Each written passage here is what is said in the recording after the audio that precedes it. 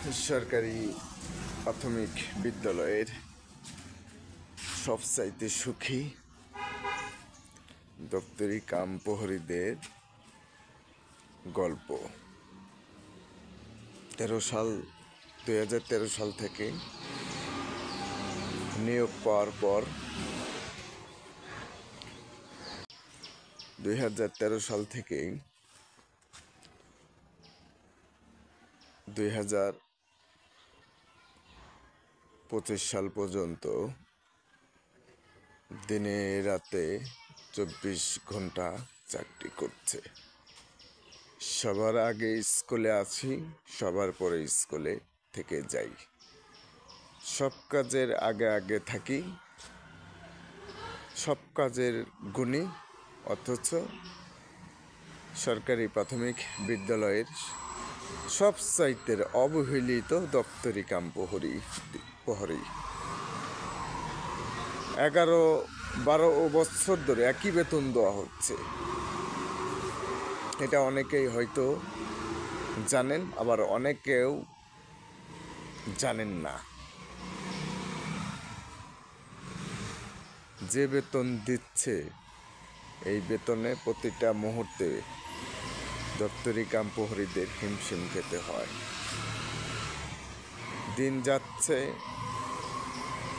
ঋণের বোঝা ভারী হচ্ছে। প্রত্যেক বিদ্যালয়ের দপ্তরি কাম প্রহরীরা, সরকারি প্রাথমিক বিদ্যালয়ের দপ্তরি কাম প্রহরীরা প্রত্যেকজনে লক্ষ লক্ষ টাকা ঋণ।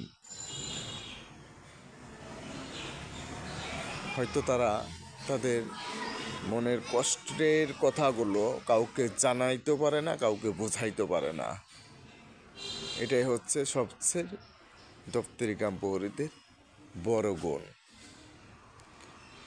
দপ্তরি কাম প্রহরীদের দিনে রাতে 24 ঘন্টার কথা প্রাথমিক শিক্ষা অধিদপ্তরকে, প্রাথমিক গণশিক্ষা মন্ত্রণালয়ের ঊর্ধ্বতন কর্মকর্তা সহ সকল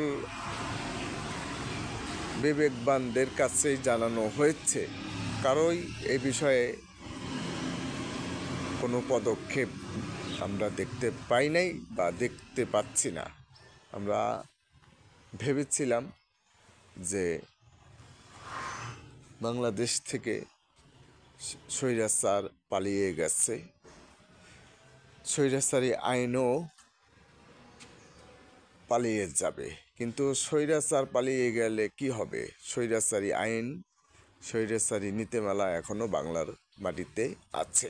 আমরা স্বপ্ন দেখেছিলাম, বড় আশায় ছিলাম, প্রাথমিক গণশিক্ষা মন্ত্রণালয়ের মাননীয় উপদেষ্টা মহোদয়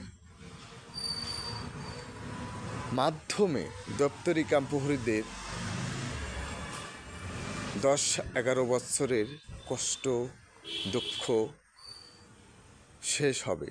বড় দুঃখের বিষয়, কষ্টের বিষয় হচ্ছে প্রাথমিক গণশিক্ষা মন্ত্রণালয়ের মাননীয় উপদেষ্টা মহোদয় আজ পর্যন্ত, আজ 1 বছর পার হলো, সরকারি প্রাথমিক বিদ্যালয়ের 26,000 দপ্তরি কাম প্রহরীরা নিয়োগপ্রাপ্ত হয়ে দিনে রাতে 24 ঘন্টা দায়িত্ব পালন করছে। স্কুলে আয়া, সুইপার, মালি, ঝাড়ুদার, দারোয়ান, নাইট গার্ড সকল ধরনের কাজ একজন করে যাচ্ছে। তবু আজ পর্যন্ত প্রাথমিক দপ্তরি কাম প্রহরীদের নিয়ে কোনো আওয়াজ নেই, কোনো কথা নেই। খুব কষ্ট পেলাম যে আমরা ভেবেছিলাম বৈষম্য বিরোধী সরকারের গণশিক্ষা উপদেষ্টা মহোদয় প্রাথমিক বিদ্যালয় দপ্তরি কাম প্রহরীদের বৈষম্য থেকে মুক্তি দিবে, বৈষম্য দূর করবে। কিন্তু আমরা যা আশা করেছিলাম সেটা আমরা পাচ্ছি না। আমি সহকর্মী ভাইদের বলতে চাই বা বলবো, আমরা যদি বাড়িতে বসে থাকি, নীরব হয়ে থাকি, কোনোদিনও আমাদের লক্ষ্যে পৌঁছাইতে পারবো না। আমরা যখনই ঝাঁকি দিই তখনই কিন্তু আমাদের বিষয়টা আমলে থাকে, নজরে কিছু পায় আর না পায়। তারা তো মনে করে যে দপ্তরি কাম প্রহরীরা আছে, কারণ আমরা অনেক আন্দোলন করেছি। আন্দোলনে আমরা কিছুই পাই নাই, যে কারণে আমাদের সহকর্মী ভাইদের প্রত্যাশাও পূরণ হয় নাই, যে কারণে সহকর্মী ভাইরাও এখন আন্দোলনমুখী হতে চায় না। কিন্তু আন্দোলন করলে কিছু পাওয়া যায় না, এটাও যেমন ভুল, আবার আন্দোলন করেই কিন্তু অধিকার আদায় করতে হয়, আর একদিনেই কিন্তু অধিকার আদায় হয় না। অধিকার আদায় করতে হলে কিন্তু আন্দোলনের রাজপথে থাকতে হয়। আমি মনে করি সহকর্মী ভাইরা এখন আন্দোলনমুখী হবেন কিনা জানি না, তবে আন্দোলনের বিকল্প কিছু নাই। আন্দোলন করে আমাদের লক্ষ্যে পৌঁছাইতে হবে। সবাই ভালো থাকবেন, সবার সুস্বাস্থ্য দীর্ঘায়ু কামনা করছি।